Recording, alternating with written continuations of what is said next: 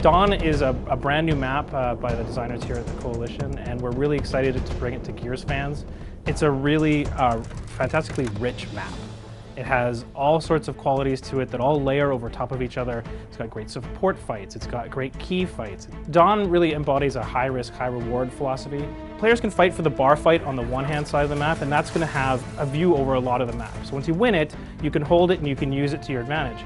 But the cover on the other side of it is linked in such a way that players that have great movement can actually get by while only exposing themselves a little bit to the torque that's above them.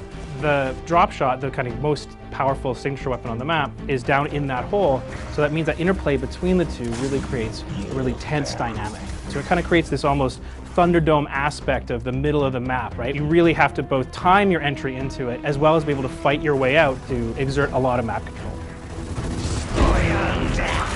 In addition to providing a really rich gameplay experience, Dawn has a really rich visual experience. It's set in this mountain pass where the outsiders have found this old giant cog mining facility and they've retrofitted it with a living space. They're really trying to reclaim by finding a place that's sheltered from the winds as well as any other threats that might come their way. When we started Gears 4, we always knew that we wanted to bring back the entire legacy. We wanted a Gears 2 map that was one of the most different in the entire Gears history, right? And security was that. Gears 2 maps are some of the hardest to bring forward to Gears 4.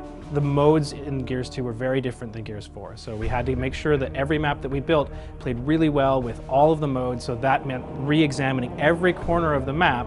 We wanted every fan to come back and really recognize this map and see it updated and modernized. One of the things that we changed is these laser fences. So there's switches within the map that turn laser fences on and off. Controlled by the players and timed properly, they can lead to really interesting and deep strategies, and they lock down areas of the map so that there are little fights within the bigger fights. We've changed the mechanics of the security fences for different modes. And for the classic modes like Execution and TDM, it'll be pretty much the same as it was inside Gears 2. However, for Horde and for Escalation and for King of the Hill, we've made tweaks so that it plays really well in each of those modes.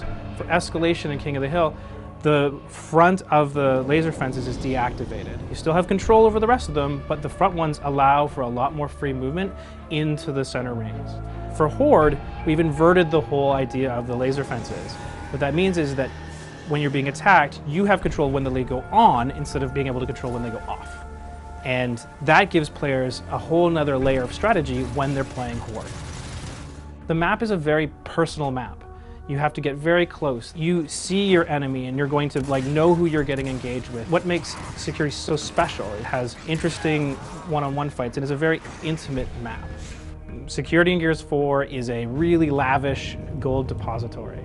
In addition to the big ostentation set pieces that we've got in there, there's also little tiny details like security cameras and little embedded stories.